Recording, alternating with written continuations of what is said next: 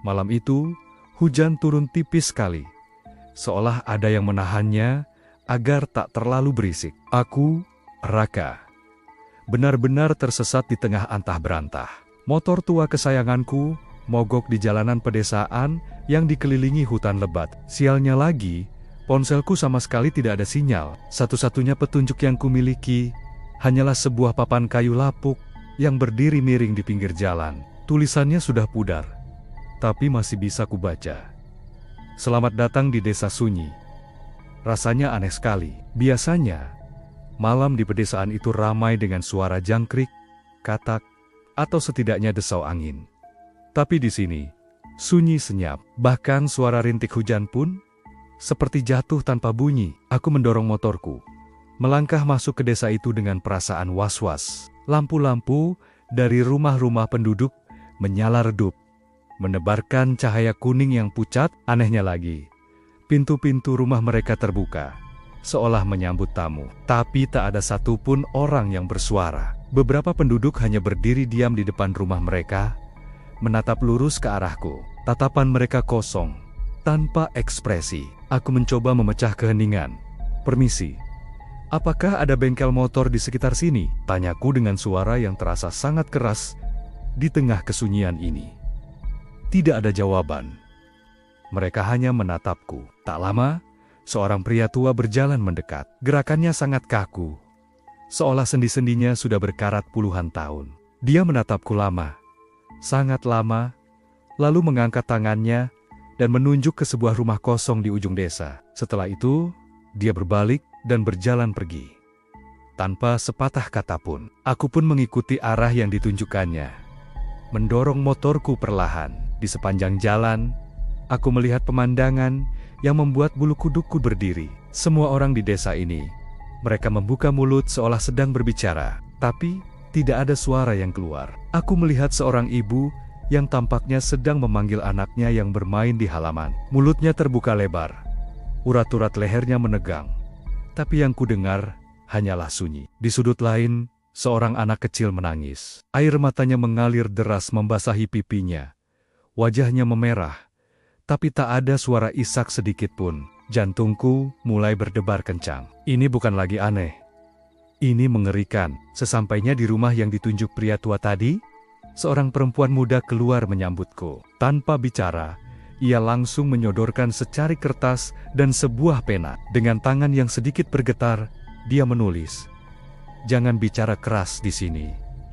Aku menelan ludah, berusaha menenangkan diri. Dengan suara sepelan mungkin, aku bertanya, "Kenapa? Kenapa semua orang di sini bisu?" Perempuan itu menggeleng, lalu menulis lagi dengan lebih cepat, seolah dikejar waktu. "Kami tidak bisu." Kalimat berikutnya membuat darahku terasa dingin. "Kami dibungkam." Belum sempat aku bertanya apa maksudnya, sebuah lonceng berbunyi dari tengah desa. Bukan bunyi lonceng gereja yang merdu. Ini adalah dentang yang dalam dan berat. Getarannya terasa langsung menusuk ke dadaku, seperti sebuah jeritan yang ditahan mati-matian. Seketika, wajah para penduduk desa yang tadinya kosong berubah menjadi pucat pasi, penuh ketakutan. Mereka bergegas masuk ke dalam rumah, membanting pintu, mengunci jendela, seolah sedang bersembunyi dari sesuatu yang sangat mengerikan. Perempuan di hadapanku menulis satu kalimat terakhir dengan panik. "Jika kamu ingin selamat, jangan keluarkan suara apapun setelah lonceng ketiga." Belum kering tinta di kertas itu, lonceng kedua berbunyi.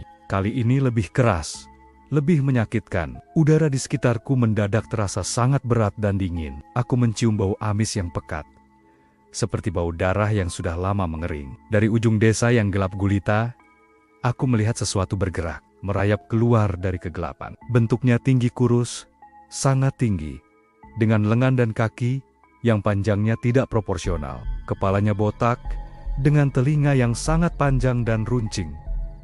Tapi ia tidak punya mulut. Meski begitu, aku bisa merasakan, entah bagaimana, bahwa makhluk itu mendengar segalanya. Lonceng ketiga berbunyi. Aku refleks menahan napas, tak berani bergerak sedikit pun. Makhluk itu berjalan perlahan, menyusuri jalanan desa yang kini kosong melompong. Langkahnya tanpa suara, tapi kehadirannya memekakan telinga. Ia berhenti tepat di depanku, sangat dekat. Kepalanya miring ke satu sisi, seolah sedang mendengarkan dengan saksama. Menunggu suara sekecil apapun dariku. Satu tetes keringat dingin jatuh dari ujung hidungku dan mendarat di lantai kayu teras. Tetes, suara kecil itu terdengar seperti ledakan di tengah keheningan. Makhluk itu langsung menolehkan kepalanya ke arahku. Aku tak berpikir lagi.